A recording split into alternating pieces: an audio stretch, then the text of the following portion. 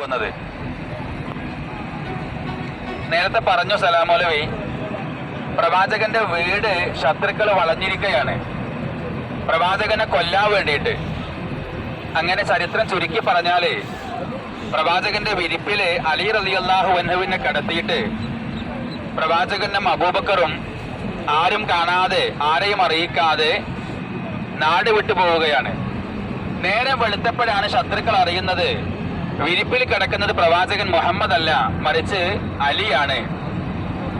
അങ്ങനെ രക്ഷപ്പെട്ടു എന്നറിഞ്ഞ അവിശ്വാസികള്, ശത്രുക്കള്, ഖുറൈശികൾ പറയാണ്, പ്രവാചകൻ മുഹമ്മദിന്റെ തലയെടുക്കുന്നവർക്ക് 100 ഒട്ടകം സമ്മാനമുണ്ട്. ഇത് കേൾക്കേണ്ട താമസം അവിടുത്തെ വീരശൂര പരാക്രമികളായ ആളുകള് ഊരി പിടിച്ച വാളുമായിട്ട് 4 പാടും ഒട്ടകപ്പുറത്ത് ചീറിപ്പായുകയാണ്. അവസാനം മക്കയിൽ നിന്ന് ഏകദേശം 5 കിലോമീറ്റർ ദൂരമുള്ള സൗർ ഗുഹയിലാണ് പ്രവാചകനും അബൂബക്കറും അഭയം പ്രാപിച്ചിരിക്കുന്നത്. അതിനകത്ത് ഒരു ഗുഹയുണ്ട്. ഈ മല ഇത് ഒരു കാളയുടെ ആകൃതിയാണ്. കണ്ടോ, ഒരു കാളയുടെ ഇങ്ങനെ ചെറിയൊരു ആകൃതി ഉണ്ട്. അതുകൊണ്ട് ആണത്രേ ഇതിന് സൗറ്, കാള എന്ന പേര് വരാൻ കാരണം.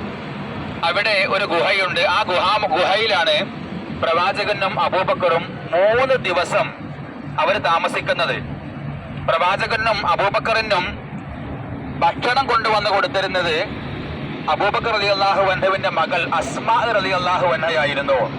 അങ്ങനെ അസ്മായിനൊക്കെ പിടിച്ചിട്ട് ശത്രുക്കൾ അബൂജഹലൊക്കെ ചോദിക്കുന്നുണ്ട്, എവിടെ നിന്റെ ഉപ്പയും മുഹമ്മദും എന്ന് പറഞ്ഞ് ചോദിക്കുക മാത്രമല്ല അടിക്കുക വരെ ചെയ്തു എന്നൊക്കെ ചരിത്രത്തിൽ